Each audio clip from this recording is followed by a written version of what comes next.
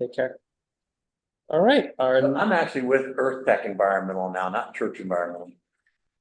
okay. Okay. Now we know. Get that thing. All right, our next agenda item is identifying roadkill hotspots and reducing roadkill numbers at the local level, and this will be presented by Church Roberts. So the purpose of this item is to discuss the significant risk that human infrastructure, specifically roads, poses to wildlife, and to discuss actions taken to needs to reduce roadkill at the local level in Southwest Florida. The CCMP connection of this item relates to fish, wildlife, and habitat protection. Action 2, protect, monitor, and restore environmentally sensitive lands and waterways, including critical habitat areas. Take it away. Okay, well, as Amber talked about, she was looking at the large mammal crossings for panther and stuff like that, and I've done a lot of those, and there's been a lot of success with those, to redirect movement and for panthers to become educated to use these crossings. My concern is what about everybody else, because you see roadkill all the time driving around on these roads. And you can go to the next slide. And so roadkill causes, I'm just going to kind of read this, the deaths of an estimated 365 million animals each year. Mammals account for more than 200 human fatalities and approximately 1 billion in property damage resulting from such incidents. Deer are the most common cause of human death from mammals. In that picture to the right, that's my parents' neighborhood in Gainesville, Florida. And they live over off Millhopper Road. There are more deer there. Every morning, they're everywhere. They'll be loitering on Millhopper Road. But you don't see a lot of dead deer on Millhopper Road. That's because the speed limit's enforced. My mom still runs on Millhopper Road, and she'll call the police and report people speeding. The community's involved. And so there's really a low deer mortality on a road that's heavily populated with deer. In the US, around 26 million cats and 6 million dogs die on US roads each year. That bottom right photo is my parents' new puppy. They're 82 and 86. We were all concerned about them getting a puppy. It turns out it's kind of revitalized, gives them a little bit more of a purpose in life. And 340 million birds fall victim to vehicle collisions each year. For several years, I would do wildlife monitoring for these Everglades restoration projects. Loved it, man. Nobody's calling me on the phone. It's just great. But then on the way back one day, I hit a wood stork. And I thought, I just defeated the whole friggin' purpose of my job because I was there to help protect wildlife from these construction restoration activities. And it's heartbreaking when it happens. It takes a long time to get over that kind of stuff. And wildlife is often attracted to roadsides for food, water, etc. And we see vultures and other things feeding on our roads all the time. Next slide. So these are just some photos I happened to take recently. That's a dead alligator, by the way, on State Road 29. That's a dead rabbit in my office. There's a possum and a coon. Next slide. And as an environmental consultant, I use this stuff, right? Vultures feed on roadkill. Well, what else feeds on roadkill? Our crested caracaris. And I've been doing caracara surveys for 30 years now. This is the time of year between January and April we do the surveys. And so you load up on roadkill, you go to your site, and throw it out. And so if you go to, that's a fox in the back of my truck. I got that on 82 by Lehigh and something else in there. Oh. And so in that case, we threw the bait on that little tin roof and the vultures come in. And then the bottom left is bait roadkill with the caracaris and the vultures coming in. And then the other slide is us trying to catch a caracara. So we put the roadkill in a spring net. And then, but if you're doing the nesting season, right in February is usually great. They'll come pick up the roadkill and then they'll go straight back to the nest. Usually the young have hatched by then. That's how you find the nest. And then you can also document productivity. And then the slide on the bottom right is my dog. He said, if my parents' dog is getting in this thing, you better put me in somewhere. So that's his shout out. Next slide. So one way to rescue animals, this is one of our staff, is to get out and physically, move them across the road. That's a soft-shelled turtle. And I'll see nonprofit groups and stuff like that in Eastern Collier County out there trying to help, with the wildlife. So that's one option. Next slide. But other options, efforts to mitigate roadkill include a combination of infrastructure-based solutions, such as crossings and stuff, and community-driven initiatives, such as what I talked about with Millhopper Road. The community's actively involved. I can't help but think that that would be something Bird Store Road could help rally around. Wildlife crossings, fencing is incredibly important for these wildlife crossings because if you build it, you need to funnel them into the crossing. Public awareness campaigns are vital, and citizen science initiatives such as the Roadkill Observation Collection System enable the public to report roadkill sightings, contributing valuable data for research and informing policies aimed at mitigating the problem. And a couple of examples of this are, next slide.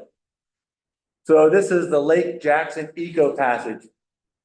So there's Lake Jackson, that's State Road 27, or US 27, bisected that last little piece of Lake Jackson. And so every, like, how many years? Every 9 years or so, the lake dries up. So all those critters from that severed part of the lake all try to cross 27 to get to the bigger lake. It's like the biggest turtle mortality place literally in the world. And so that, the 8-year survey documented over 11,000 animals at 61 different species trying to attempt to cross the road and getting killed. So next slide. Where's that Lake Jackson you're referring Just to? right outside Tallahassee. That's Lake Jackson, Tallahassee. Okay, Right. not the lake one, not in Highlands County there. No, just outside Tallahassee. And so the community got together, they got funding, and the wildlife biologist discovered that a single existing 3.5 meter diameter culvert could serve as a safe passage, and that's the culvert in the bottom right. And then they call it drift fencing, but you can see how the road now is designed to funnel wildlife into that crossing. You know, it kind of creates that pervious or impervious structure that they can't go up and over the road. A lot of your reptiles, amphibians, and small mammals and stuff like that, and turtles. So post fence installation, turtle mortality has dropped by over 95%, and it's been highly effective in saving thousands of turtles, including Florida cooters, soft shells, and sliders. And the project is a model for environmental mitigation, proving that combining barriers with culverts can eliminate or reduce road mortality for migrating turtles. Next slide. And then another study, and I think you had mentioned it, Katie, but the University of Florida, in partnership with Alachua County, is trying to get the citizens involved to help identify where the hot spots for roadkill are in Alachua County.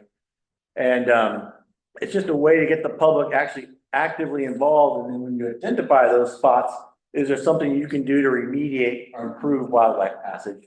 And I think there's one more slide.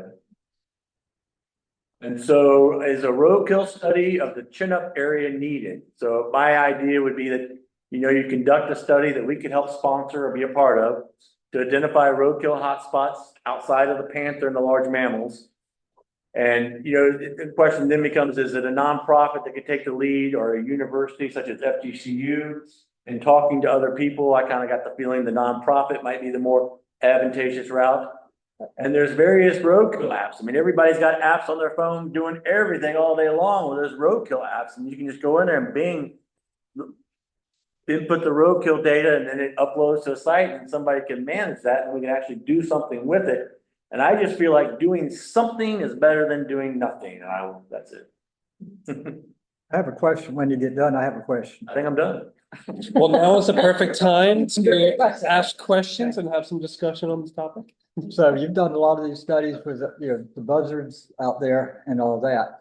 How often do you find eagles flying with the buzzards and eating with the buzzards? That's a great question. Did you mention Highlands County? I did on the Brighton Reservation. We were out there doing character surveys, and we put out roadkill. And so when the vultures usually kind of key in first, and then the caracaras will say, "Oh, what's going on over there?" And the caracaras are tough. You know, they'll fight aggressive, be aggressive with the vultures. But man, then when the bald eagle comes in, everybody steps back. You know, and I put out whole dead chickens, and the bald eagle doesn't even land. It's like, you know, it just keeps on going. But then talk about roadkill mortality. I was driving on Pondella Road a few years ago, and that's in North Fort Myers. And the bald eagle flew right in front of my car. I couldn't believe I didn't hit it. Couldn't believe. You know, it makes me wonder what happened to Harriet and that Eagle cam that's over there on Bay Shore, you know, cause everybody's getting hit by cars. Well, here's something you might, because I've seen you do this talk quite a bit. So I came up with this saying, what's good for the eagle may not be good for the cat. Okay? Because one day I watched, as I didn't know it, it took me a while to figure it all out. But essentially, an eagle was teaching this baby how to catch stuff. And there were these buzzards there. And the eagle comes swooping in, and my neighbor's cat was running across the pasture. And the eagle came in. If you're a cat lover, so am I, that's okay, but this is just really interesting and hope it's not your cat. Okay. But it's good for the eagle. But anyhow, the buzzard or the eagle comes in, grabs the cat. And I'm driving down my driveway and then another driveway over here out in the country, yes. And so as I'm approaching that, I see the eagle is now taking like it's injured. It sticks its talons out this way and it drags. And what it's doing is it's pulling the cat away from me because it doesn't want me taking the cat, right? And so all day long, vultures, caracaras, black vultures, as well as turkey vultures all came in and dined on that cat there.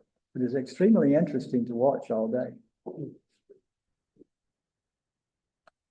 You bring up some interesting points, and I was excited that you were speaking about it, as excited as you can be about, you know, roadkill and things like that. But I actually conducted a survey along Burnt Star Road, and it's fortuitous that John is here because I worked with, at the time I was working with the Burnt Star Road Corridor Coalition, and I was providing input on, you know, the impacts of wildlife and habitat that the expansions of Burnt Store Road, you know, have. And so I live in Cape Coral, but I work in Punta Gorda. So each day I was traveling, you know, along Burnt Store Road from Lee County all the way up to Charlotte County. And I was already noticing a lot of roadkill that was piling up along the roadside. So I initiated a survey to kind of, you know, get a foundation of data, I guess you could say, about the locations that it was happening the most frequently with, what species were impacted, and, you know, how frequently they were happening. And so I brought some things to share with you guys today in case you're interested in seeing, you know, kind of what the study showed.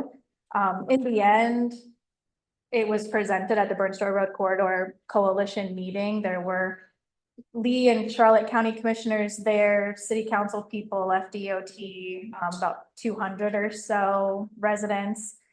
So essentially I shared the data from the study and essentially urged the commissioners to at least, you know, for the immediate time being, to install wildlife crossing signs in some of these top strike locations, and you know, advocated for, you know, the consideration for underpasses along Burnt Store Road, you know, as it continued to be kind of expanded and built out.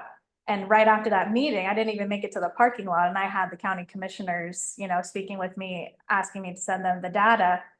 So they worked, you know, with me, and I think within 2 weeks, you know, I remember them saying the data is the data, and the data shows that it's needed. And so if you drive up or down, you know, Burnt Store Road, near two of the top strike locations, one being the Charlotte Harbor Environmental Center, where I work, and the other being the Charlotte Harbor Preserve State Park, which we are located within, which is a 46,000 acre preserve. So lots of wildlife that live there. And unfortunately, we were the top strike locations.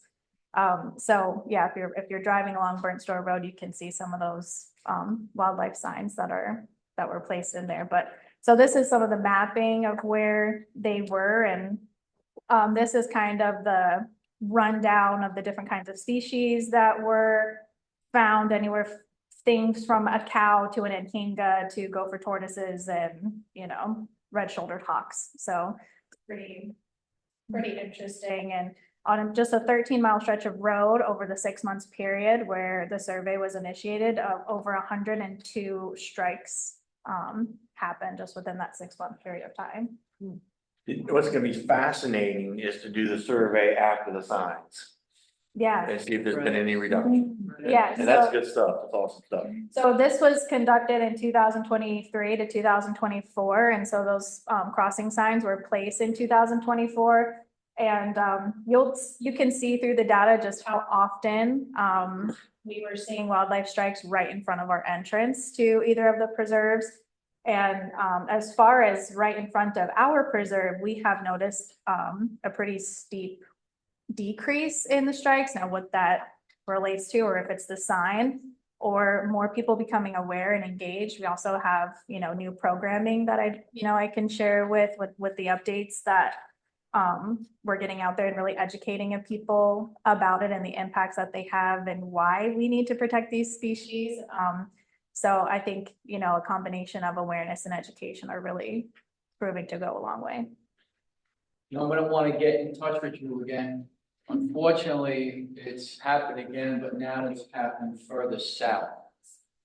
Because there's more development over there. Now we have much larger animals getting into the existing community south of Zemel. So we have panthers, we have Wild boar displays, coyotes, yeah, we have, it's amazing. wildcats, everything. Yeah, and I can expect that that's going to get worse because, now there's over 1,000 new homes that are coming to Burnstar Road, plus a new public shopping center and everything kind of in Yes, between, that's- so. That's why I wanted to. Yeah, so I can imagine that we are gonna be seeing some increases in those areas. Church, does a roadkill app exist? Yeah, oh yeah, there's several of them. Which one? Do you? Which is the best? There's one thing, it's called Roadkill app. Straight to the point. Simple, but if there's one that you know. No, I'm not promoting any of them, I just But know that just if they're you out know there. one that gets used, and I want to add to one that's being most used in this area. I don't want to do a random. Yeah, I'm not sure which one. Okay. I just know there are several. gotcha. Thank you.